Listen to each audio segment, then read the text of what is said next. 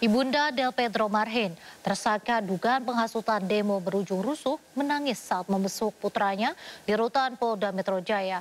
Selain itu, Del Pedro juga dibesuk perwakilan aktivis, akademisi, praktisi, serta badan eksekutif mahasiswa.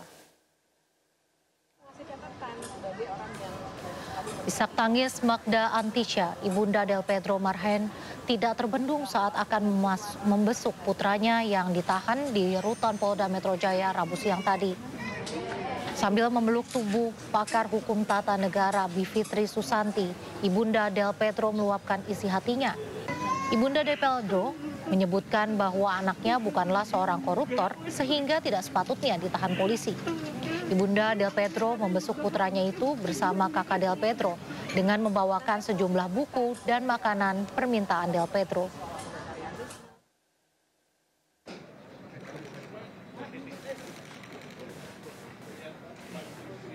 Del Pedro Marhen juga dibesuk perwakilan aktivis, akademisi, praktisi, serta badan eksekutif mahasiswa.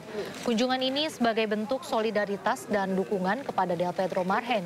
Del Pedro sudah berstatus sebagai tersangka dalam dugaan penghasutan demo berujung rusuh pada akhir Agustus lalu. Penangkapan ini menuai kritik publik sebagai pembungkaman kebebasan sipil dan penyempitan ruang demokrasi.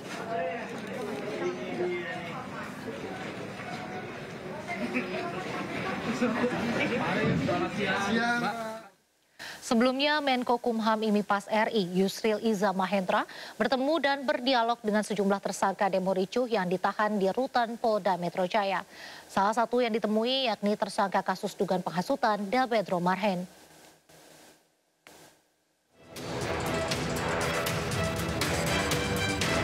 Menko Kumham IMIPAS RI Yusril Iza Mahendra bertemu dan berdialog dengan sejumlah tersangka demo ricuh yang ditahan di rutan Polda Metro Jaya.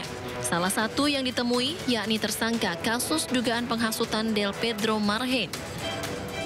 Ditemani wakilnya Otto Hasibuan, Yusril Iza Mahendra berdialog cukup lama dengan Direktur Lokataru Foundation Del Pedro Marhen. Yusril menyebut kasus dugaan penghasutan yang menjerat Del Pedro masih berproses dan kemungkinan restoratif justice juga akan dibahas lebih lanjut. Ya, lakukan pembelaan. Ya, sajikan saksi atau bicara ahli apa semua. Ya. Nanti kan ujungnya kan gelar perkara. Betul, gelar perkara itu nanti bisa lihat apakah cukup bukti atau tidak. Ya. Diteruskan apa tidak. Pokoknya saya mau memastikan bahwa proses pemeriksaan ini berlaku secara adil. Baik, terima kasih Pak sudah memintaannya. Jika ada hak-hak dari Anda itu yang terkurangi, baik, tugas kami menjaga. Baik, kami juga ada keluarga negara yang bersalah dan kita akan ambil langkah hukum, tapi aparat yang bersalah kita juga melakukan tindakan. Baik, supaya semuanya prosesnya adil, gitu ya. Dalam kunjungannya, Yusril menyebut ingin memastikan bahwa para tersangka telah mendapatkan hak-haknya terpenuhi. Dari dialog dan peninjauan lapangan itu kami dapat memastikan bahwa mereka semua ditahan dalam ruangan tahan yang memadai. Ada toilet, ada kamar mandi, ya, pakaian mereka juga berganti-ganti dan kemudian mereka dapat tidur walaupun di lantai dengan karpet dan diberikan makan 3 kali sehari, minum dan lain-lain sehingga hak-hak dari tahanan itu terpenuhi menurut ketentuan hukum acara pidana.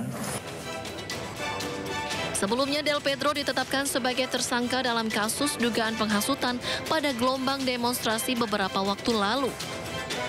Tim Liputan iNews melaporkan.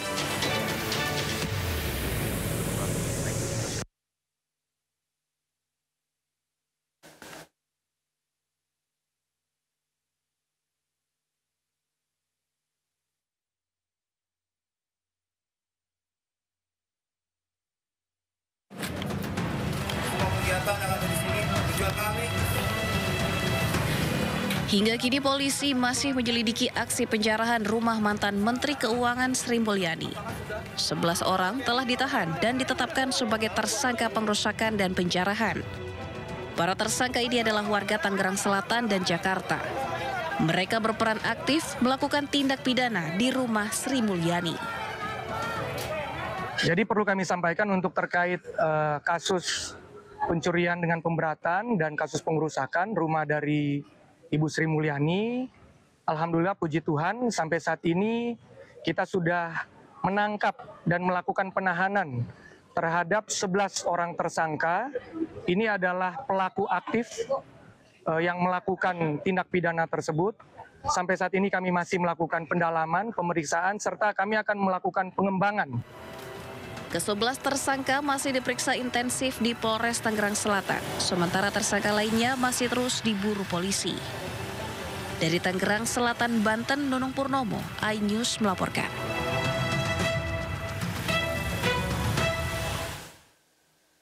Langkah TNI yang akan melaporkan dugaan pidana aktivis media sosial Ferry Irwandi terbentur perundang-undangan. Sesuai putusan Mahkamah Konstitusi, laporan hanya bisa dilakukan perorangan, bukan institusi.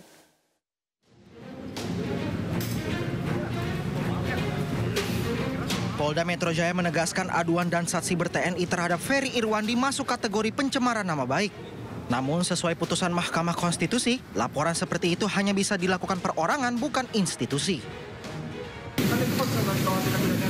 Pencemaran nama baik, terhadap institusi atau terhadap orang institusi? Korbannya sama institusi aja, institusi ya. Sebelumnya Dansasi ber-TNI Brigjen Juinta Omboh Sembiring bersama jajaran perwira tinggi mendatangi Polda Metro Jaya untuk berkonsultasi terkait temuan dugaan pelanggaran oleh Ferry Irwandi. Wakil Direktur Reserse Siber Polda Metro Jaya AKBP Fian Yunus menyebut aduan yang disampaikan pihak TNI berkaitan dengan dugaan pencemaran nama baik institusi. Dari Jakarta, Helmi Sajangbati, iNews melaporkan. Aksi protes besar-besaran di Galang Genzi di Nepal mengguncang Kathmandu dan sejumlah kota. Informasi lengkapnya usai jeda, tetap di Sindo Malam.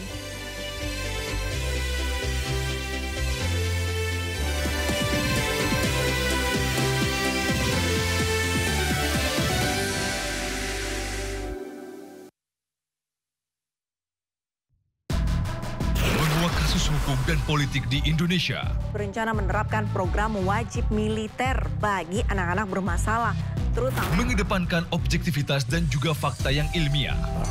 Kalau menurut saya, ini kan masalah pribadi. Membahas setiap cerita dari banyak sudut pandang. Semuanya gugur, belum ada yang dipulangkan. Satu pun terkecuali digantung. Jangan lewatkan Inside Story di Sindo News TV. Program berita teraktual prime time Anda. Presiden Republik Indonesia tiba di Brussel, Belgia. Dugaan korupsi kuota haji. 1.000 rekening penerima bansos terindikasi judi online. Menggali banyak peristiwa dari beragam lokasi. Muhammad Riza Khalid jadi salah satu tersangka. Olah tempat kejadian perkara kasus tewasnya diplomat. Masalah 1.700. Dapatkan informasi penting di Sindo Prime setiap Senin sampai Jumat jam 7 malam di Sindo News TV.